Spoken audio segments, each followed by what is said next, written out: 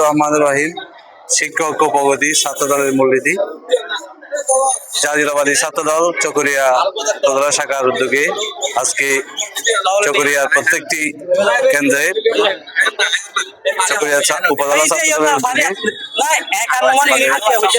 খাবার পানি স্যালাইন বিতরণ করা হচ্ছে। তারই কর্মসূচি হিসেবে আজকে চকরিয়া গার্লস স্কুলে চকরিয়া উপজেলা ছাত্রদলের উদ্যোগে একটি টিম নিয়ে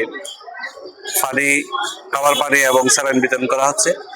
আমরা ঐতিহ্যবাহী ছাত্র সংগঠন ছাত্রদলের পতাকা তোলে যে নবীন শিক্ষার্থী রয়েছে তাদের মাঝে আমরা পানীয় স্যালাইন বিতরণ করব এবং পাশাপাশি ছাত্রদলের পতাকা তোলে আসার জন্য আমরা আহ্বান জানাবো, যাতে আগামী তারুণ্য জাতীয়তাবাদী ছাত্রদলের পতাকা তলে সমবেত হয়ে ছাত্রদলের অগ্রযাত্রাকে সমৃদ্ধি করে এই আশা রেখে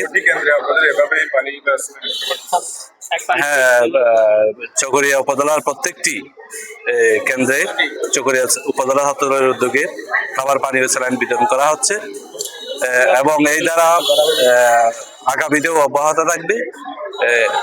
পরিশেষে সবার দীর্ঘায়ু সুস্বাস্থ্য কামনা করে এবং আজকে এসএসসি ও সমমানা পরীক্ষার্থীদের জন্য শুভকামনা জানিয়ে আমি আমার সংক্ষিপ্ত কথা এখানে শেষ করছি। খোদা হাফিজ। বাংলাদেশ। বিশ্ব মনে ভালোবাসি দেশের মাটি, সমগ্র বাংলায় গড়ে তুলব আলহাজ সালাউদ্দিন ভাইয়ের ঘাঁটি। কোদাল ধরে কাজ করে গড়তে চাই দেশ, সংগ্রামের সাথে কাজ করে আওয়ামী সন্ত্রাসীদের করতে চাই শেষ। শিক্ষক প্রগতি ছাত্র দলের মূলনীতি।